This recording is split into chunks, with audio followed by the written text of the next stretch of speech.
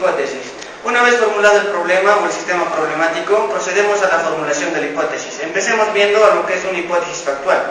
Una hipótesis factual puede ser considerada de dos formas, como fórmula y como proposición. Dentro de la fórmula tenemos dos condiciones, que tienen que referirse a hechos que están sujetos a la realidad y que tienen que ser susceptibles de corrección ante la aparición de un nuevo hecho o una teoría. Ahora, la hipótesis factual como proposición genera una contraposición entre las proposiciones empíricamente particulares, que son datos y son considerados como elementos de información. Al considerar dato e hipótesis, la hipótesis está en otro nivel.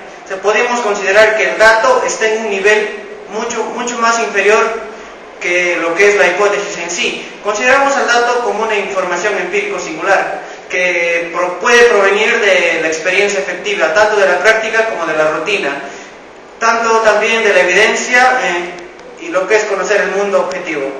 Ahora, por otro lado, la hipótesis es un método más complejo, en la que se puede considerar a la hipótesis como un elemento teorético. Es decir, lo que en conclusión podemos decir es que el dato sustenta la hipótesis, tanto sustenta como refuta a la hipótesis.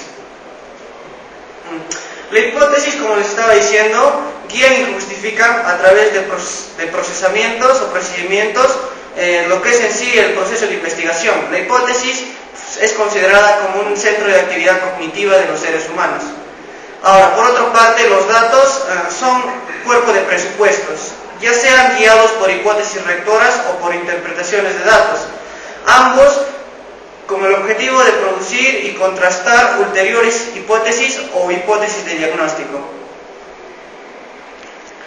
Como sabemos, los seres humanos son constructores por excelencia de hipótesis, es decir, fundamentan toda su vida cotidiana, su rutina diaria, para construir hipótesis, ya sea a base de presunciones, supuestos o reflejos condicionales. Dentro de la hipótesis proposicional está compuesta por proposiciones y supuestos, que son formuladas con el objetivo de explicar cúmulos de experiencia, es decir, datos que han sido ya comprobados o datos empíricamente comprobados. Dentro de las suposiciones o supuestos, que son considerados como manifestaciones lógicas, de la forma que si P, entonces Q, nos permite generar una proposición en donde exista una contraposición entre ambas suposiciones y se genera una condición de equilibrio también entre ambas. Ahora, por otro lado, dentro del sentido lógico de la investigación, se considera el supuesto de tres formas: como un axioma, como un teorema o como una convención. Ahora, este supuesto también es considerado como una premisa de argumentación, en donde esta premisa son las que guían en sí lo que es el proceso entero de la investigación.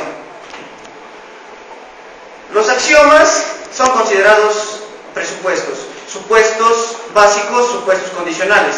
Tenemos dos tipos de presupuestos: los presupuestos generales y los presupuestos específicos. Los presupuestos generales son peculiares al especial campo de información o investigación.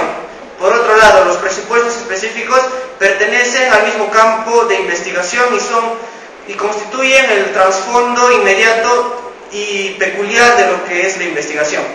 Dentro de los axiomas tenemos dos teorías: la teoría factual y la teoría formal. La teoría formal es donde aparecen las hipótesis lógicas en sí, pero dentro de la teoría factual es donde aparecen las hipótesis lógicas, epistemológicas y metodológicas. En conclusión, podemos decir que la hipótesis es una proposición que establece relaciones entre los hechos. Para otros es una posible solución al problema. Otros más sustentan que la hipótesis no es más otra cosa que una relación entre las variables. Y por último, hay quienes afirman que es un método de comprobación.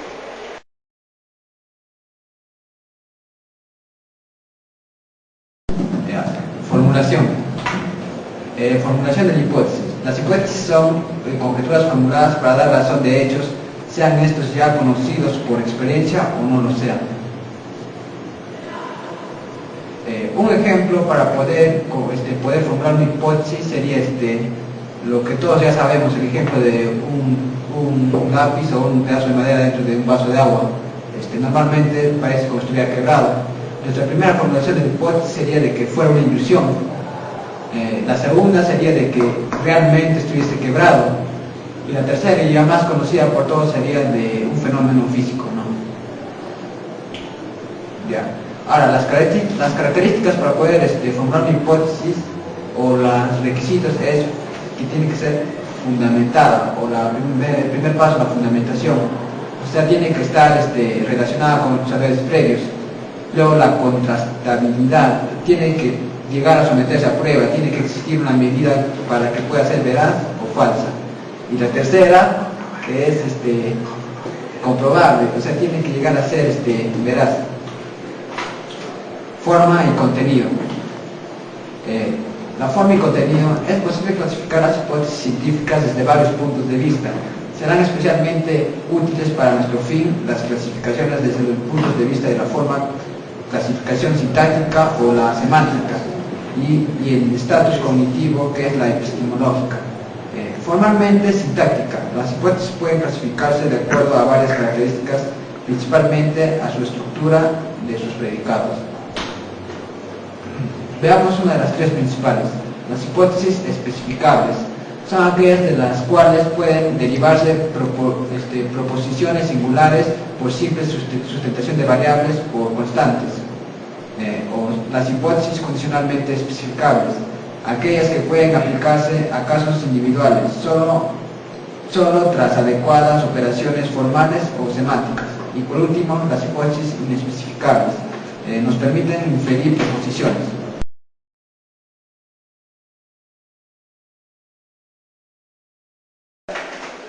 Ahora adoptemos un punto de vista epistemológico. Según este punto de vista vamos a ver lo que son 5 clases principales de lo que son la hipótesis. El primero, tenemos la hipótesis analógicamente hallada. Son las hipótesis llamadas halladas analógicamente, valga la redundancia, las cuales va a ser de la captación intuitiva de lo que son de los parecidos entre sujetos o grupos, de los cuales podemos rescatar dos tipos de analogías. Analogía sustantiva y analogía estructural. Analogía sustantiva es lo que se conoce de la captación intuitiva de las semejanzas que existen entre individuos, y la analogía estructural va a ser la semejanzas que existen entre grupos, entre poblaciones. Ahora, el segundo son hipótesis inductivamente halladas. Estas hipótesis son propuestas sobre la base del examen de caso por caso, del cual tenemos dos: inducción de primer grado, inducción de segundo grado. En la inducción de primer grado es lo que va a ir de los casos particulares a casos generales, y la inducción de segundo grado es, por decirlo así, la generalización de la inducción de primer grado. Tercero, tenemos la hipótesis intuitivamente hallada, la cual son aquellas que su introducción no ha sido planteada, por lo cual se puede decir que tiene un aspecto natural y bastante obvio, y por lo que podría deducirse que están hechos sobre conocimientos dados, sobre conocimientos ordinarios. Pero esto no es así, ya que toda hipótesis, al momento de hallarlas, estas tienen que ser basadas o fundamentadas en conocimientos que han sido puestos a experiencia. El cuarto, tenemos hipótesis deductivamente obtenidas. Estas hipótesis se deducen de proposiciones más fuertes, y tenemos dos tipos: los teoremas y las inferencias basadas en teorías de más amplio alcance. Y por último tenemos las construcciones más o menos elaboradas, estas no se basan sobre cosas visibles, cosas físicas, sino se basan sobre lo que son la ayuda explícita de instrumentos conceptuales. Fundamento. Ahora, la hipótesis no nace por generación espontánea. Las hipótesis científicas están basadas, o mejor dicho, fundamentadas en conocimientos previos, en conocimientos que han sido puestos a prueba. Ya que el primer paso se va a proponer un determinado tema, luego se va a investigar todo acerca de ese tema, y por último se va a sostener, se va a sacar conclusiones a ese tema. Ahora, esta tarea, la de fundamentar, puede llamarse como fundamentación teorética, convalidación teorética o justificación teorética. Esto consiste, estos tres que son lo mismo, consiste en que la mejor fundamentación de una teoría es su inserción en un conjunto de teorías en las cuales entre todas se van a apoyar, se van a convalidar. Ahora, por regla general, según lo que nos dice el libro, uno no tiene por qué perder tiempo, de desperdiciar tiempo en lo que son conjeturas injustificadas, ya que en ninguna parte del mundo ninguna persona va a poder apoyar, va a poder financiar una investigación que no tenga valor veritativo. Ahora, cabe mencionar que la investigación científica a lo largo de la historia ha contribuido al avance de la ciencia, al avance, a la creación de las nuevas civilizaciones que tenemos hoy día en el mundo.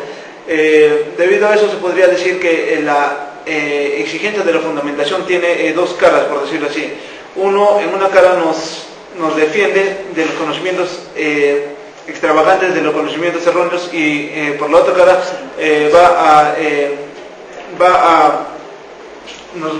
puede, según su exageración, puede hasta impedir lo que es el avance de la ciencia. Ahora, vamos a ver los 4 niveles al momento de formar conjeturas. El primero, que es las ocurrencias. Las ocurrencias son hipótesis sin fundar, sin poder ser contrastadas. Segundo, tenemos hipótesis empíricas, que son conjeturas que no han sido justificadas, pero sí han sido convalidadas. Tercero, tenemos hipótesis plausibles, que estas ya son hipótesis fundamentadas, pero todavía no pueden ser contrastadas. Y por último tenemos las hipótesis convalidadas. Estas ya son hipótesis que están bien fundadas, empíricamente hablando, están confirmadas, y según lo que nos dice el libro, en este cuarto nivel hablamos de ciencia madura.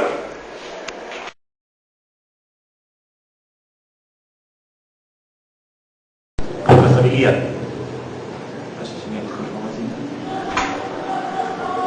Ya. Según el libro de Bunge, es empíricamente contrastable lo que es sensible a la experiencia. Las hipótesis, por consecuencia, pueden ser o puramente confirmables o puramente refutadas. Ahora, son incontrastables las fórmulas que no pueden someterse a contrastación y a las cuales, por tanto, no se les puede atribuir un valor veritativo. La contrastabilidad empírica es un medio para averiguar los valores veritativos factuales y no para obtener lo que es la verdad en sí. Pero una verdad factual es aquella proposición que solo se puede determinar a través de la experiencia. Ahora, de estas 3 maneras se puede lograr la evaluación de la contrastabilidad. Primero, la no formulación de hipótesis, maximizar la vaguedad, que es incrementar las incertidumbres, y presentar conjeturas que cada una por sí misma pueden ser contrastables o no serlo. A manera de conclusión, la contrastabilidad muestra por qué consideramos que la confirmabilidad es necesaria y suficiente para la contrastabilidad.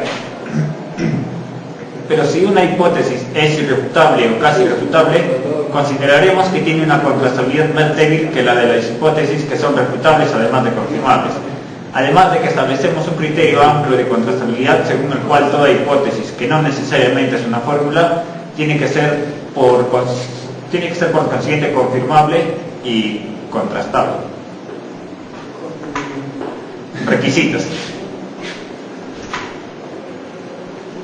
Mucho antes de que una conjetura reciba el título de hipótesis, esta conjetura tiene que demostrar que es una conjetura científica. Y como decíamos que nuestras hipótesis científicas sean informativas, contrastables, vamos a evitar los dos extremos de contenido universal y contenido nulo. En el libro de Bunge también se hace la siguiente analogía o contrastación sobre las matemáticas y la lógica, en la que dice que en las matemáticas se prefiere suposiciones más fuertes compatibles con la lógica, o sea, las afirmaciones que den de sí mismo un conjunto más rico posible de teoremas recíprocamente coherentes. Pero en la lógica se intenta establecer fórmulas máximamente débiles, o sea, tales que sigan de cero premisas y que se convaliden tanto a sí mismas. Entonces podría decirse que esta es la diferencia más fuerte entre la lógica y la matemática. Estos 3 puntos son los 3 requisitos, por así decirlo, que establece Mario Bunge. Primero, que tiene que ser bien formada, autoconsistente y tener fuerza lógica máxima respecto de las evidencias empíricas que son relevantes para ella. Tiene que ser compatible con el núcleo de reconocimiento relevante disponible, o sea, no irse al conocimiento nulo ni también basarse en el conocimiento universal.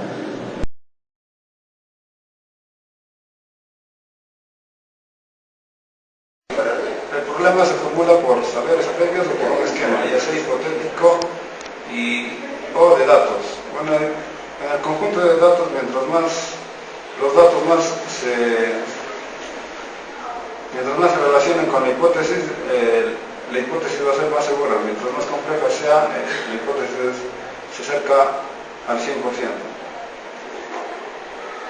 Bueno, en la hipótesis filosófica en la ciencia hay tres ramas: es el realismo, el pluralismo y el determinismo. Bueno, el realismo es una ciencia factual que la hipótesis se construye a través del conjunto de hechos.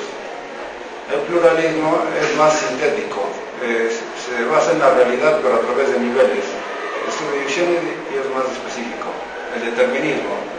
En el determinismo hay determinismo epistemológico, que se enfoca en conceptualizar los hechos, y el determinismo ontológico, que se determina por la evidencia. Ya.